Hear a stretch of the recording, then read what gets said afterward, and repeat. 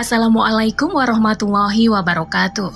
Kembali lagi di channel Cerita Nyata 2. Untuk kisah kali ini, ada sebuah cerita yang diambil dari akun Twitternya @agil_r_saputra. Dan untuk kisah yang akan saya bawakan kali ini, yaitu sebuah kisah yang berjudul Lemah Kuburan. Sebelum kita masuk ke ceritanya, tekan dulu tombol like video ini, dan jangan lupa tekan juga tombol subscribe channel ini. Dan nyalakan juga lonceng notifikasinya, agar tidak ketinggalan cerita-cerita baru dari channel ini. Dan buat teman-teman yang ingin membaca langsung ceritanya, nanti silahkan saja kunjungi linknya yang nanti akan saya sertakan di kolom deskripsi. Dan jangan lupa di-follow juga akun Twitter penulis. Dan seperti apa untuk kisah kali ini? Langsung saja kita simak berikut ini.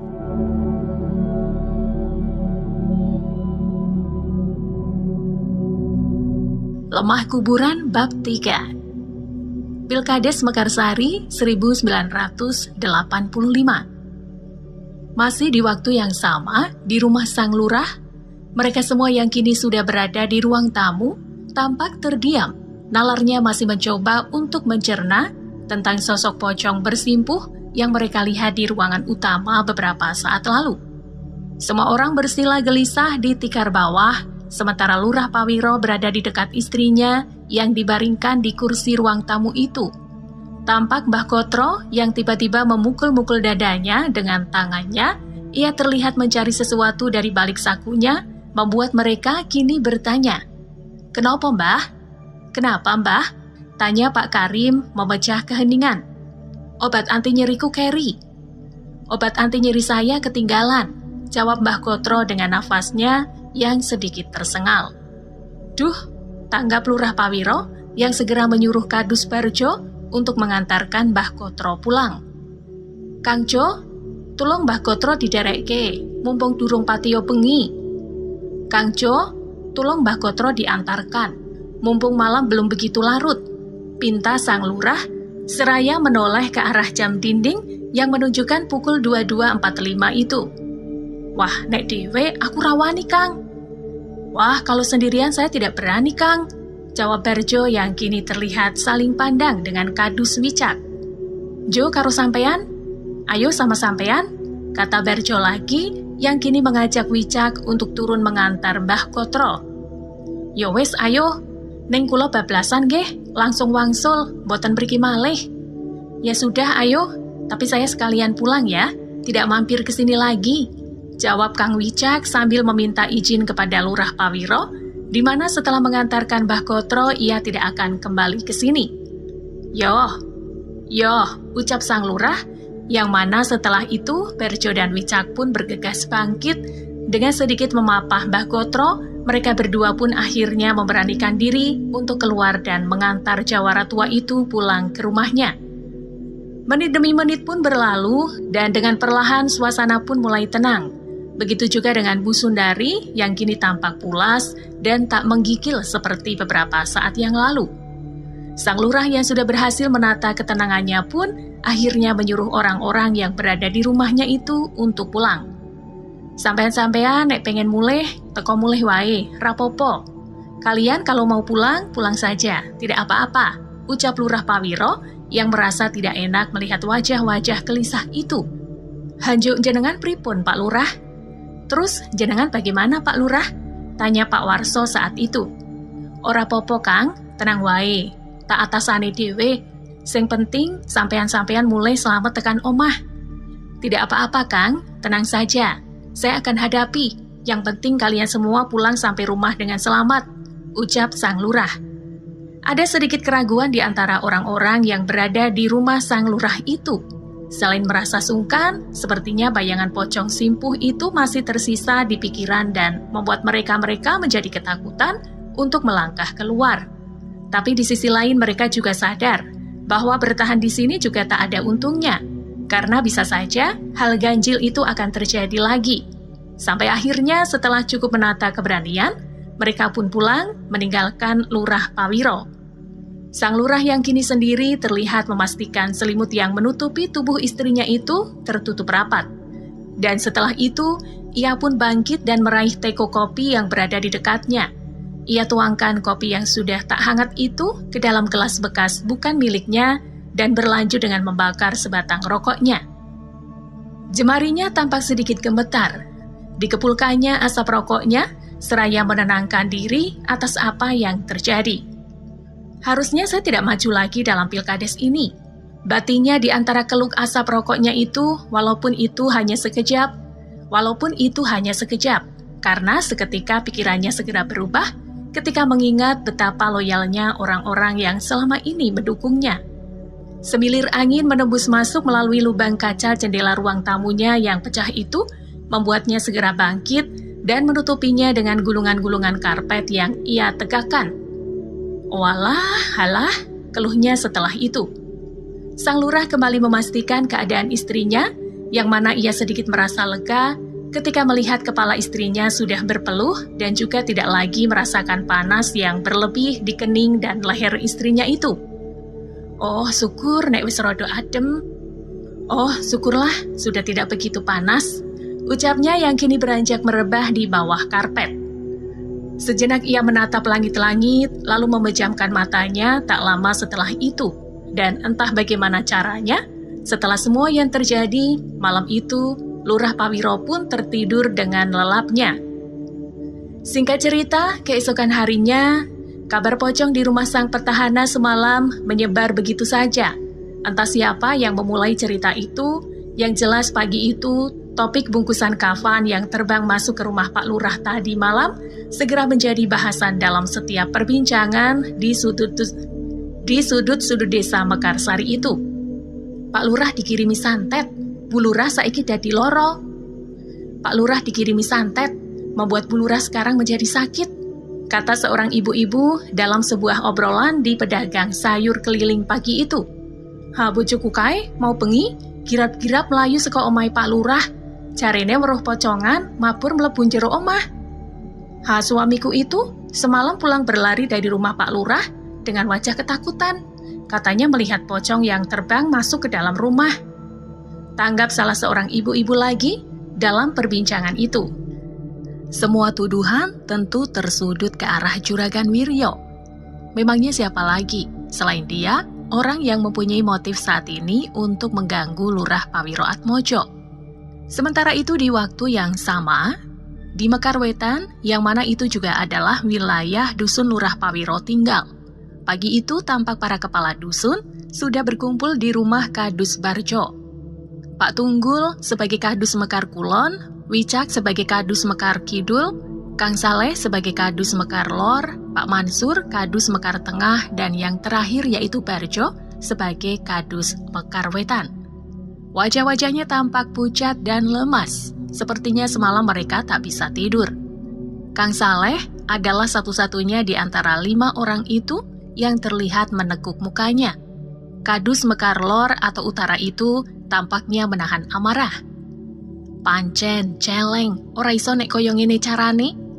Memang babi, tidak bisa kalau begini caranya, ucap Kang Saleh seraya meletakkan kantong plastik yang berisi tanah di atas meja ruang tamu Kadus Barjo itu. Ia berujar bahwa tadi pagi ia menemukan tanah itu bercecer di lantai teras rumahnya, yang mana itu sangat ia yakini sebagai tanah kuburan yang sengaja disebar oleh seseorang. Iki coba diambu, lak mambu serimpi, ini coba kalian cium, baunya jelas adalah minyak serimpi, kata Kang Saleh lagi sambil membuka bungkusan plastik itu. Iyo Kang, bojoku mau isu yo nemu koyo ngono ning ngarep omah. Iya Kang, istri saya tadi pagi juga menemukan seperti itu di depan rumah, tanggap Pak Mansur Kadus Mekar Tengah yang segera disambut oleh Pak Tunggul yang mengeluarkan sesuatu yang akan sangat mengagetkan. Sakliyane lemah kuwi, aku malah karo nemu iki ning ngarep lawang. Inilah yang saya temukan di depan pintu selain ceceran tanah itu, ucap Pak Tunggul Kadus Mekar Kulon seraya mengeluarkan nisan kayu yang bertuliskan nama dirinya dari balik jaketnya. Asu nek iki, memang anjing kalau ini, tanggap Kang Wicak seraya mengusap wajahnya dengan resah. Fakta pagi ini adalah semua kadus-kadus itu mendapati ceceran tanah berbau minyak mayat di depan rumahnya masing-masing. dan Pak Tunggul yang sedikit berbeda dari yang lainnya, karena selain menemukan ceceran tanah itu, ia juga mendapati sebuah nisan kayu yang bertuliskan nama dirinya tergeletak di depan pintu rumahnya. Tak labrake wae po, Wiryo cingan kae, rangilingi gek jaman keren jaluk tulunge karo aku terus. Apa saya labrak saja Wiryo bajingan itu? Tidak ingat zaman dia miskin selalu minta tolongnya sama saya, kata Kang Saleh, kadus mekar lor berdarah campuran Jawa Madura itu yang justru segera dicegah oleh Pak Tunggul. Wes ojo Kang, iki urusan alus, senajan dewe yakin iki ulahe deknen, nanging awak dewe ra ono buktine. Kejaba nek dhewe iso nangkap basah pelakune. Wes to, rasa emosi sik. Malah iso kedawan-dawan urusane. Saiki piye carane ngatasi iki gawa cara sing sak mestine? Sudah Kang, jangan. Ini urusan halus. Walaupun kita yakin kalau ini semua ulah dia, tapi kita sama sekali tidak ada bukti. Kecuali kalau kita bisa menangkap basah pelakunya. Sudahlah, jangan emosi dulu. Nanti bisa panjang urusannya. Pokoknya sekarang bagaimana caranya mengatasi ini dengan cara yang semestinya, kata Pak Tunggul mencegah Kang Saleh yang marah itu. Ket awal Wiryo ki wis tak omongi lho, rasah jago lurah. Aku sebagai salah sijine uwong sing cedhak karo deknen, jelas ngerti kemampuane DE. Lawang maca wae ora lancar, latar belakangnya ya kaya ngono. Rane iso menangke wargane dhewe sing wis konservatif ngene. Yo iki carane akhire. Nek orang ngobong duit yo nggo cara irengan ngene iki. Dari awal Wiryo itu sudah saya nasihati, tidak usah mencalonkan diri. Saya sebagai salah satu orang yang dekat dengan dia, jelas tahu betul bagaimana kemampuannya. Lawang membaca saja tidak lancar, latar belakangnya juga seperti itu. Tidak akan bisa memenangkan warga kita yang sudah mulai konservatif ini. Ya beginilah akhirnya yang dia lakukan. Kalau tidak dengan membakar uang, ya dengan cara-cara hitam seperti ini, gerutu Kang Saleh. Sebelum kemelut pencalonan Pilkades ini terjadi, Kang Saleh adalah orang yang dekat dengan Juragan Wiryo. Bahkan bisa dikatakan, ia sudah menjadi sahabat Bandar Dadu itu sejak lama, dari zaman miskin hingga sukses seperti ini. Tapi kedekatan itu pecah seiring dengan kedatangan almarhum Kang Bajul yang menjadi pembisik atas pencalonan ini. Kang Saleh yang waktu itu tahu akan kapasitas dan kemampuan Juragan Wiryo, sempat mencegah, bukan ia menganggap Wiryo tak pantas mengabdi, namun ia berpendapat bahwa menjadi lurah bukanlah jalan seorang Wiryo jika hanya ingin turut memajukan desa ini. Menjadi pamong atau tokoh dan donatur saja sudah cukup membuat Juragan Judi Dadu itu dihormati oleh masyarakat di Kelurahan Mekarsari ini. Sing kudu waspada kuwi sampeyan Kang. Yang harus waspada itu sampeyan Kang, sahut Wicak kepada Pak Tunggul.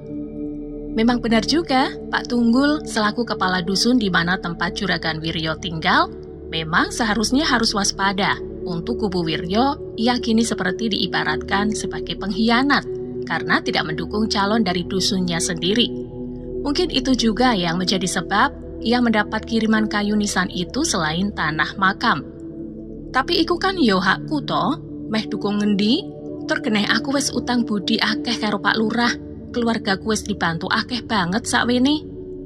Tapi itu kan juga hak saya. Mau mendukung siapa? Lagi pula saya sudah banyak berhutang budi kepada Pak Lurah.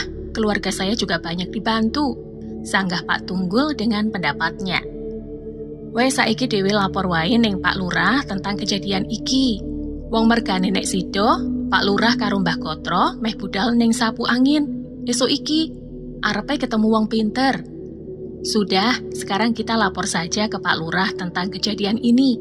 Karena kemarin saya sudah sempat mengobrol, katanya pagi ini beliau dan Mbah Gotro akan berangkat ke sapu angin untuk bertemu orang pintar. Selakadus Barjo mengakhiri pertemuan itu.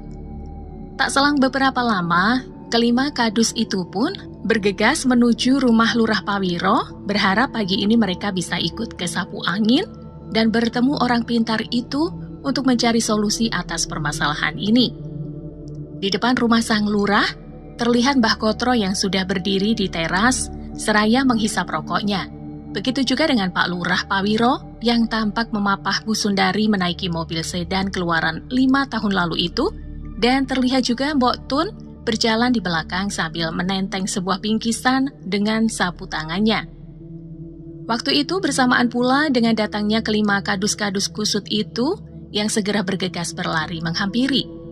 Waduh, yora sampai yo montore. Aku kok jan lali nek montore Pak Lurah ki sedan. Waduh, ya jelas tidak muat ya mobilnya. Saya benar-benar lupa kalau mobil Pak Lurah itu mobil sedan. Ucap Kadus Barjo di awal kedatangan mereka yang segera tertuju oleh keadaan Mbah Kotro yang tampak segar bugar. Pripun Mbah? Kok njuk wis pikir wae yo? Bagaimana Mbah? Kok udah seger lagi ya? Kata Wijak, orang yang semalam mengantarkan jawara sepuh itu bersama Barjo. Aku kok, hehehe, canda Mbah Kotro sambil sedikit membusungkan dadanya. Piye, mesti mau bengi do ra iso turu toh? Rupane dolungset-lungset ngono. Ada apa? Pasti semalam kalian tidak bisa tidur toh? Kelihatan dari mukanya yang pada kusut-kusut begitu. Kata Mbah Kotro yang segera dijawab oleh Barjo dengan sebuah cerita singkat tentang tanah kuburan yang mereka temukan di depan rumahnya masing-masing itu. Merkane niku, dhewe sakjane ajeng tumut Mbah, wonten sapu angin, tapi montore mboten sampe nggih. Karena itu, kami sebenarnya ingin ikut ke sapu angin Mbah, tapi mobilnya pasti tidak cukup ya, kata Barjo setelah bercerita, dan seketika membuat Lurah Pawiro yang juga mendengar itu, langsung menawari mereka untuk menaiki mobilnya yang lain. Go motor bukaan gelem? Pakai mobil pick up mau? Kata Pak Lurah menawari pada kadus-kadusnya, yang mana tanpa berpikir mereka pun langsung mengiyakan tawaran itu. Siap, sahut Barjo. Neng siap-siap kademen lo, tapi kalian siap-siap kedinginan lo, ucap Pak Lurah lagi. Halah, mboten popo. Halah, tidak apa-apa. Tanggap Pak Tunggul kini.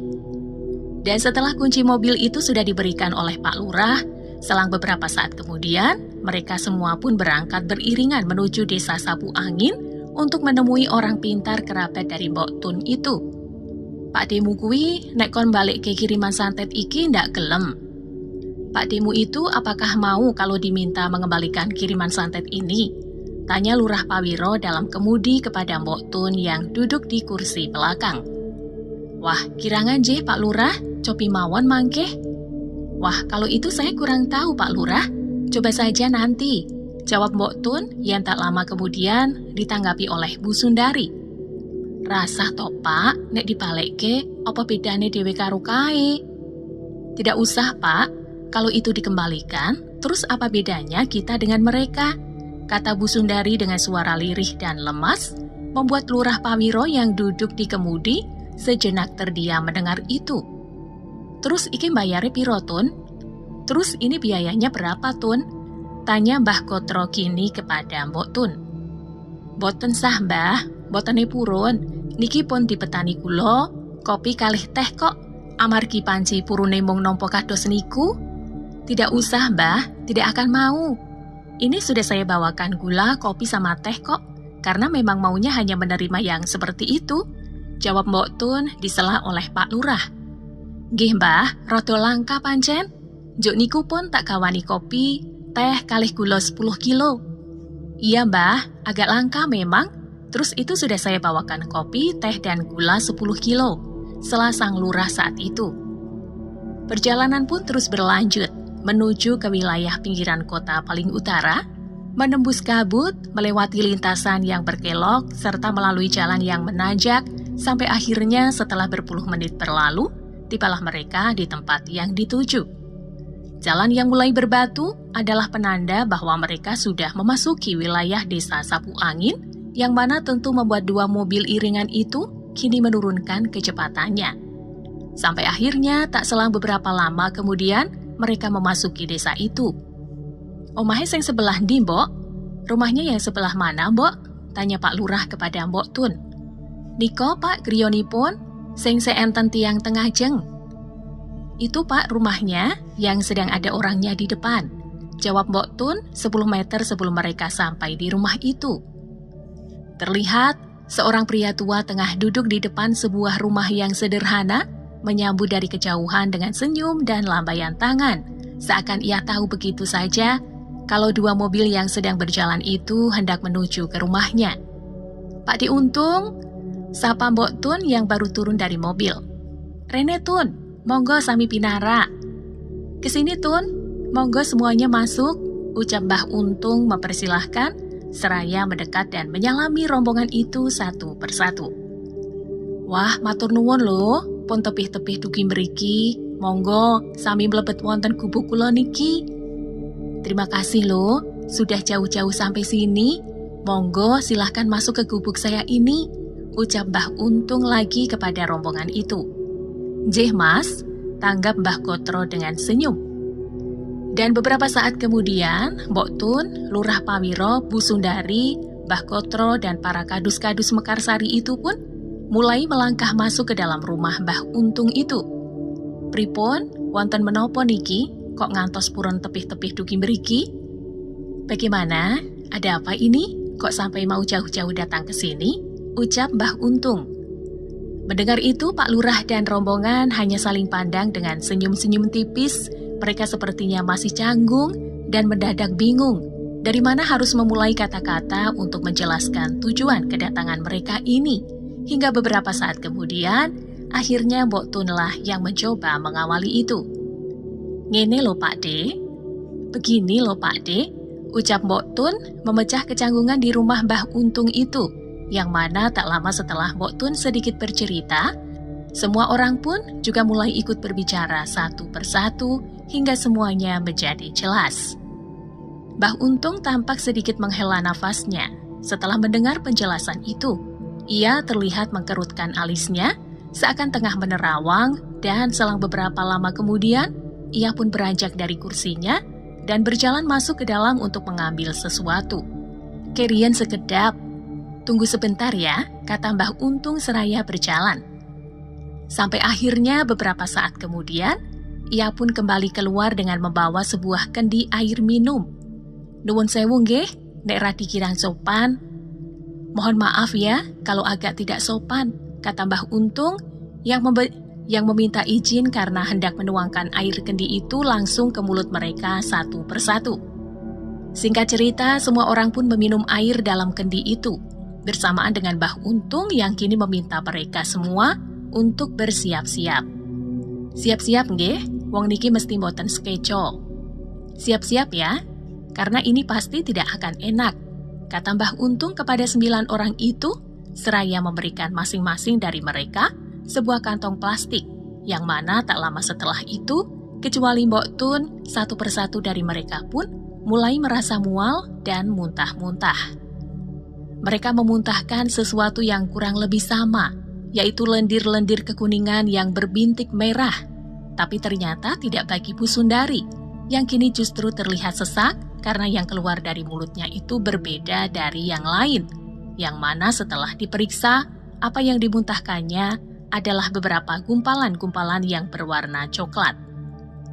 Niki lemah kuburane niku, ini adalah tanah kuburan itu, kata Mbah Untung kepada Bu Sundari, yang kini terlihat sudah berkuyup dengan peluh dan merasa cukup tercengang ketika tahu apa yang dimuntahkannya itu adalah gumpalan-gumpalan tanah.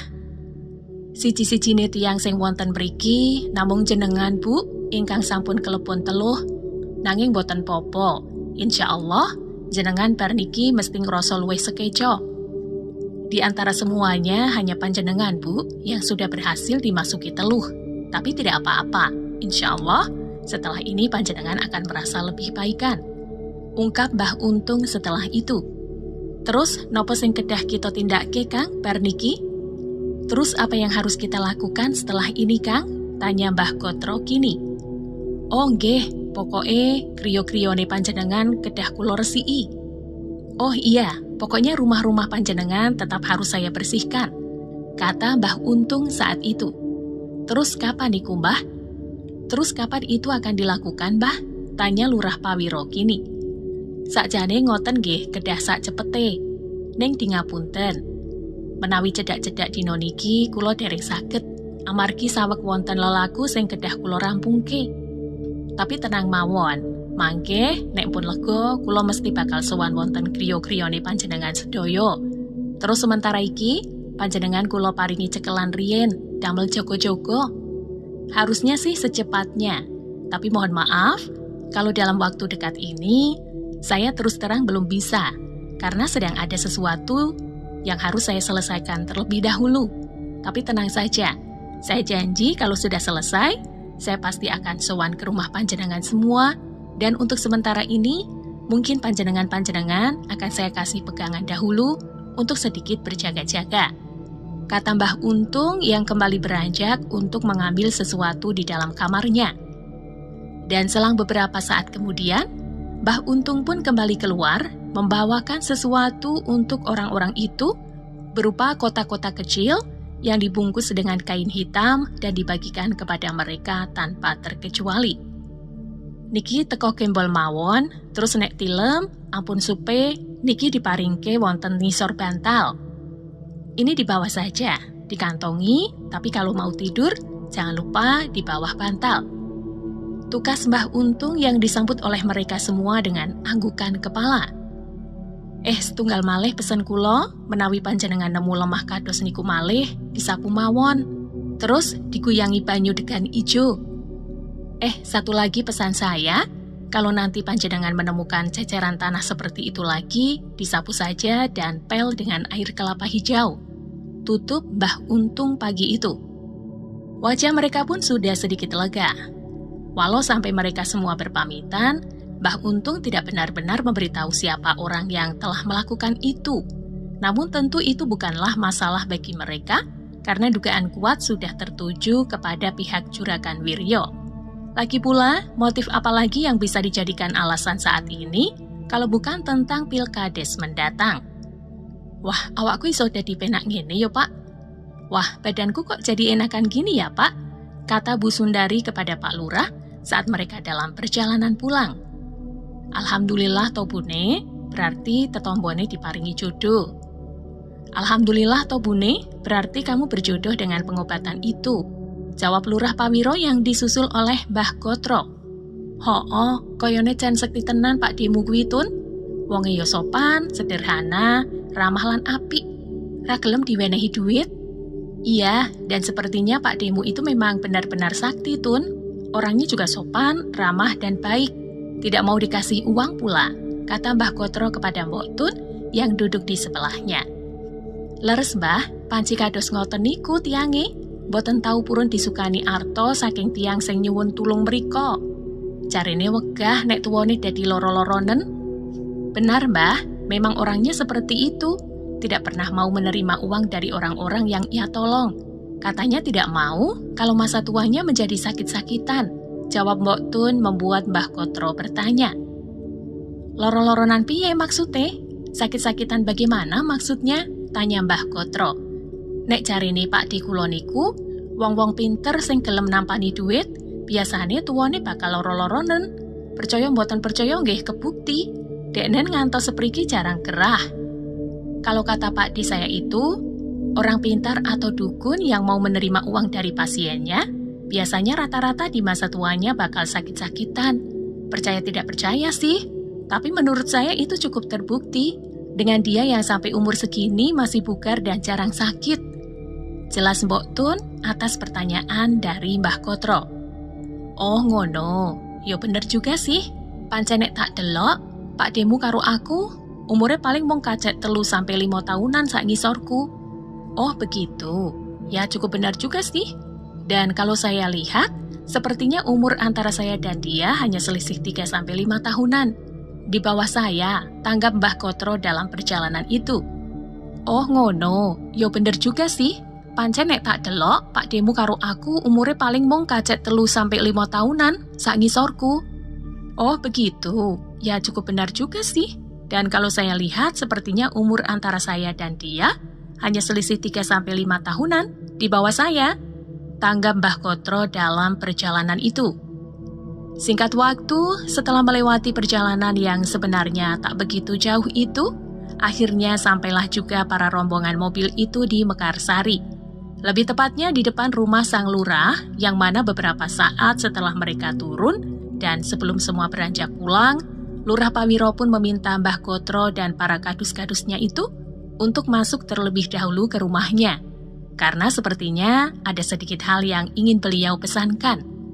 Tulung domong kening uwong-uwong, nek mengko bengi awak dhewe rasah kumpul-kumpul sik yo. Tolong kabarkan kepada orang-orang ya, kalau nanti malam kita tidak usah kumpul-kumpul dulu, kata Lurah Pawiro kepada mereka, yang mana beberapa saat sesudah itu dan setelah sedikit perbincangan, mereka semua pun berpamitan dan beranjak pulang ke rumah masing-masing. Singkat cerita, detik pun berganti menit dan berubah menjadi jam, seiring dengan sinar mentari yang kini sudah tenggelam dan diganti oleh cahaya bulan yang kebetulan tengah purnama. Petang itu untuk kali pertama, suasana desa Mekarsari ini tak seperti biasanya. Karena sudah sejak maghrib hingga sekarang, sekira pukul 11 malam, seakan tak ada lalu lalang orang yang keluar dari rumahnya. Semua itu disebabkan oleh kabar pocong terbang di rumah Pak Lurah kemarin malam, dan warta tentang ceceran tanah kuburan di rumah para kadus pagi tadi, yang mana ternyata itu juga sudah tersebar di seluruh desa. Sementara itu di Dusun Mekar Kulon, tepatnya di rumah Pak Kadus Tunggul, terlihat Cayus yang tengah duduk di kursi teras, seraya menyesap kopi dan menghisap rokok kreteknya. Anak Pak Tunggul itu tampak duduk dengan menekuk wajahnya. Wajahnya tampak kesal dan marah, karena pikirannya yang tak juga beralih kepada hal lain. Asuk, batinnya saat mengingat kejadian pagi tadi, yaitu ketika dirinya menemukan nisan kayu bertuliskan nama ayahnya dan ceceran tanah di lantai teras rumahnya itu. Sedikit banyak Cayus merasa bersalah dan itu tidak bisa ia hindari juga karena walaupun secara tidak langsung, bagi Cayus, ia merasa bahwa dirinya adalah salah satu penyebab dari kekacauan Pilkades ini. Tapi kadang rasa bersalah itu hilang ketika ia mengingat hantaman-hantaman tangan dan satu pukulan gelas kaca di kepalanya tempo hari yang terjadi di sebuah warung kopi di dekat rumahnya itu. Luwih ra ngurus diunekke pengkhianat. Persetan dibilang pengkhianat, ucapnya pelan saat mengingat teriakan-teriakan dari orang yang mengeroyoknya di kedai kopi waktu itu, yang mana ingatan itu membuat kemarahannya semakin membekas. Apalagi ditambah dengan kayu nisan dan tanah kuburan yang ia temukan tadi pagi, yang mana itu kini membuat kemarahannya menjadi berlipat ganda. Entah kekalutan apa yang merasukinya saat itu, yang jelas sudah ia rencanakan sejak pagi, bahwa ia berencana akan menangkap basah siapapun orang yang menyebarkan tanah kuburan di depan rumahnya itu. Pokoknya nek nganti kecekel, iso tak ketok sikile tenan, ra peduli sapa wae. Pokoknya kalau sampai tertangkap, bisa-bisa saya potong kakinya, tidak peduli siapapun itu, kata Cayus dengan sedikit membisik di tengah renungan di teras depan rumahnya itu. Sampai akhirnya, lamunannya pun terpecah beberapa saat kemudian oleh panggilan dari sang ibu yang memintanya untuk masuk ke dalam rumahnya. Blebule, wes bengi, turu, sesuk kowe kudu ning kebonan gasik lo. Nak, masuk sudah malam, tidurlah, besok kamu harus pergi ke kebun pagi-pagi lo, kata ibunya yang seketika membuatnya beranjak. Yo mak. Iya bu, kata anak Pak Tunggul itu seraya berjalan dan masuk ke rumahnya. Rupanya ia masih gelisah, menengok ke kanan dan ke kiri, sampai akhirnya, saya tunggu saja di sini. Batin Cayus yang saat itu yang kini memilih untuk tidur di ruang tamunya, agar ia bisa tetap pada rencananya untuk menangkap siapa yang telah menebar tanah makam itu. Bantal, sarung, dan guling sudah ia ambil dari kamarnya. Kini ia merebah di kursi sudut di ruang tamunya itu. Seraya menahan kantuknya, ia pun menyamankan posisinya sambil sesekali menatap ke arah jendela. Tapi tak bisa ia pungkiri juga bahwa sebenarnya dirinya ini lelah setelah seharian bekerja di kebun. Yang mana bagaimanapun caranya, ia menahan kantuknya. Pada akhirnya rasa letihnya membuat dirinya tertidur tanpa sengaja. Sampai akhirnya, malam itu sekira pukul 1:30, Cayus kembali terbangunkan oleh sesuatu yang menghantam pintu rumahnya. Gludak, gludak, suaranya tak begitu keras. Namun itu cukup untuk membuat Cayus yang ketiduran itu kini langsung terbangun. Set, mata Cayus seketika membelalak setelah mendengar suara itu. Ia yang menoleh ke arah pintu pun bergegas bangkit dan mengendap dengan pelan. Seraya meraih combret yang memang sudah ia siapkan di bawah kursi, Cayus berjalan mendekat ke arah jendela rumahnya. Dengan pelan ia singkapkan sedikit tirainya, seukuran satu bola matanya, dan dari situlah Jayus mengintip dan mengamati suasana di luar rumahnya. Tak ada yang ia lihat selain kegelapan dan sudut tembok gapura beteng rumahnya yang terkena sinar temaram dari lampu jalan. "Opo yo mau kai? Mosok aku salah krungu? Apa ya tadi itu? Masa saya salah dengar?" bisiknya seraya menyingkap tirai jendelanya itu sedikit lebih lebar. Sebenarnya ia ingin keluar saat itu, namun pada kenyataannya, kemarahan-kemarahan yang sudah ia kumpulkan itu tidak memberinya cukup keberanian untuk sekedar membuka pintu dan sekejap memeriksa keluar. Yang ada kini malah tengkuknya yang mulai bergidik.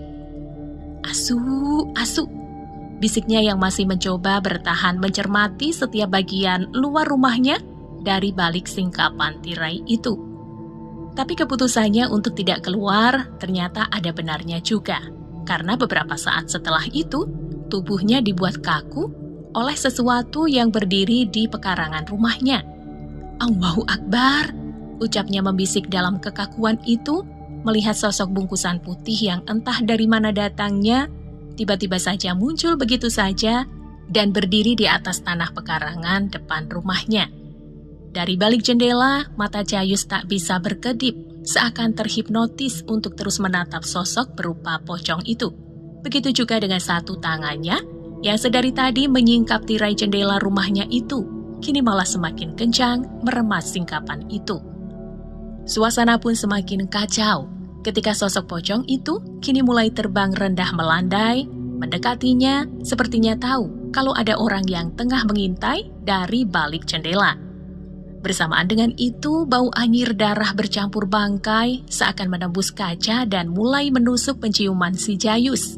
Tapi lagi-lagi hal itu tak serta-merta membuat tubuhnya yang kaku bisa berlari menjauh. Sampai akhirnya, sosok itu kini berhenti dan berdiri satu langkah di depan matanya.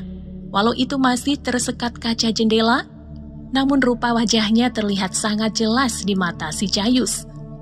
"Allahu Akbar, Allahu Akbar, Bismillah," ucap Jayus dengan lidahnya yang keluh dan tubuhnya yang semakin gemetar. Sampai akhirnya dengan sisa-sisa keberaniannya, ia pun mulai membaca doa yang saat itu terlintas di pikirannya, yang mana itu seperti memberinya sedikit kekuatan. Hingga tak lama setelah itu, perlahan Jayus pun bisa melangkah mundur, meski dengan matanya yang belum bisa berpaling ke arah lain. Dan bersamaan dengan itu, keanehan pun bertambah ketika singkapan tirai yang sudah terlepas dari jemarinya tak juga menutup seperti seharusnya. Dan benar saja, karena beberapa detik setelah ia kehilangan jangkauan, kini secara tiba-tiba wajah dari pocong itu sudah berada memenuhi celah di antara singkapan tirainya. Seketika Jayus pun limbung, terhuyung mundur, bersamaan dengan suara combret yang ia genggam, kini terjatuh di lantai rumahnya. "Klontang, Emak, Ibu," kata Jayus yang perlahan penglihatannya semakin memudar dan kian gelap, yang mana pada akhirnya malam itu dirinya yang sudah diambang batas pun terjatuh dan terkulai di lantai ruang tamunya itu. Jayus tak sadarkan diri. Lemah Kuburan bab 3 selesai di sini. Terima kasih sudah mengikuti sampai bagian ini. Sampai jumpa di bagian selanjutnya.